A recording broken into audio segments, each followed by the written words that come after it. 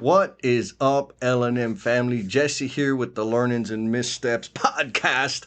Another Solocast coming at you. This thought is another one of those learnings and missteps, and I just came to the realization. I don't even know if it counts as a realization. It's kind of something that I've been observing in my behavior and observing in other people's life experience lately. And you may have heard me talk about idea to action and keeping the space between idea and action super tight because of the fulfillment that I've experienced from living my life that way. I have an idea, I take action, and magical things happen, right? Now, I've been thinking a lot about my people that are out there working hard, doing their job, earning a living, supporting their families that are kind of spent, and thinking about how how I don't ever really feel spent. I mean, I do feel tired because I get going a little crazy on some of my ideas and my projects out here, but I'm having a good time and the energy seems to be endless. And so I started thinking about the impact of social media and expanding our influence, right? Helping other people know, sharing our gifts and talents with other people in a very public way. Yes, I know it's uncomfortable. It takes a lot of practice, takes a lot of time to get used to it. But thinking through all of that, what I landed on is I remember when I had, when I was working for the mechanical contractor, general contractor, the owner, I remember putting in tons of effort to be, to get recognized by my boss and for my boss to advocate for me for salary increases, new opportunities, increased influence within the organization. And it always felt like I couldn't do enough.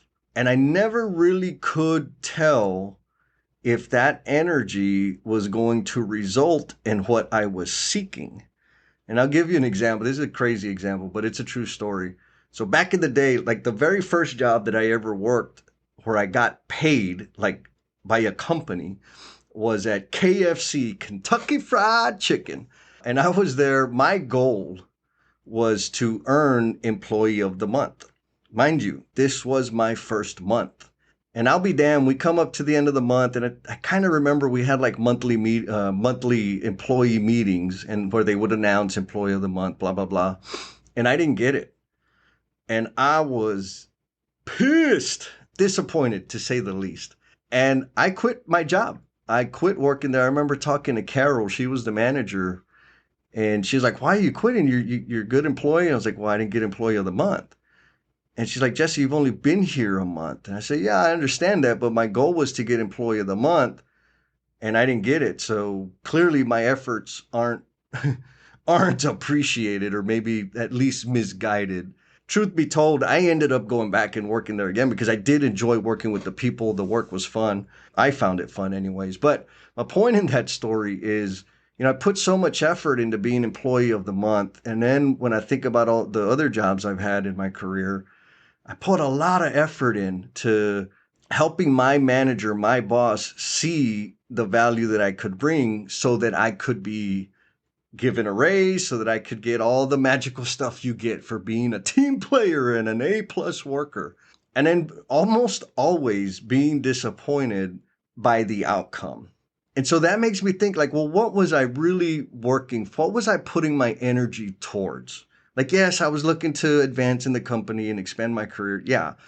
But like what I was really, really doing is I was seeking affirmation from my manager.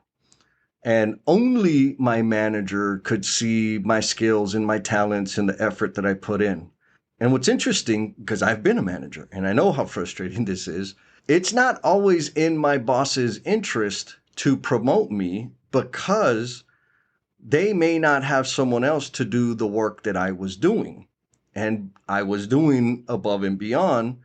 So that created a big gap for them to backfill, which makes it easy for them to kind of downplay all my contributions to the team and to the company so that I can stay there and make their job easier. I'm not accusing them. I know that I have felt that with people. I didn't give into it, but I did feel like, son of a gun, if I promote you and you go to this other department, I got to replace you. And that's a lot of work on my part. So I think that's a natural thing.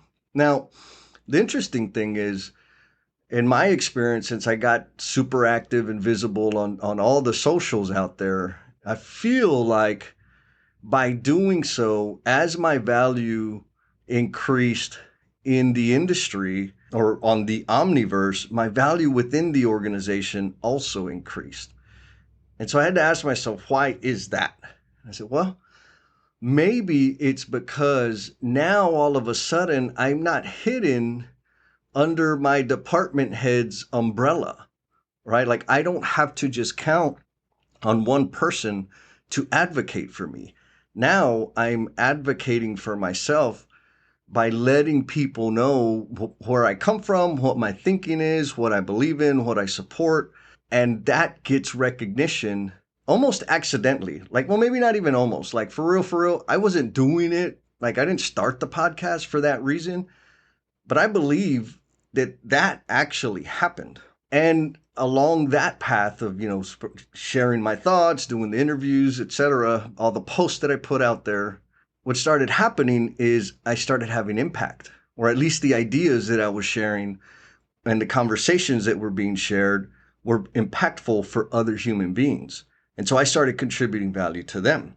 And somehow along the way, I promise I didn't do it on purpose. I started shifting my energy, meaning I didn't focus my energy on getting affirmation from my boss or my manager anymore. I focused my energy on getting impact, on delivering impact, on having an impact on people's lives, people's thinking, improving the quality of life to some degree for anybody who would listen. And the result of that has been spectacularly amazing. Now, back to the energy required to get an idea and take it from some crazy wild aspiration and actually turn it into something real. That takes a tremendous amount of energy, because there is a lot of friction. There's the friction of practical thinking, meaning, why are you doing this? Nobody's paying you for it. There's the friction of failure and embarrassment. There's the friction of still having a job and trying to do this other new thing. But the energy to continue forward, I believe, has come from the impact that I've had, or that we all can have, in sharing our gifts and talents with other people. I think that's the most important thing here, or at least I think that's what I'm seeing, is when we focus our energy on chasing affirmation from one person within the organization, from, or maybe a little broader, from our very localized community, like the people in our neighborhood and our life and our companies, the yield from all of that effort is almost predictable and much smaller than the yield of focusing our energy on having impact in serving others. And being able to witness the impact of our efforts fuels us with this whole new source of energy to continue working through the friction required to get ideas into action. So I'm wondering, y'all, does this resonate with you at all? Have you ever spent all your time, or have you ever put in a whole ton of energy to get that promotion, to get that raise, to get that special sexy project, and then you don't get it? And then you see other people promote, you see other people advancing, and you're like, what the hell? Like, I know I'm outperforming them fools. And are you really just counting on that one person to be your advocate when you can advocate for yourself? I know that sounds a little selfish, but if you think of it in terms of sharing your gifts and talents for the purpose of serving others, that's a whole new ballgame. And if you didn't know, we do have a Learnings and Missteps blog out there. So if you're interested in reading, I'll make sure that the link to that blog is in the show notes. Check it out, share it with a friend, be cool, and we'll talk at you next time. Peace.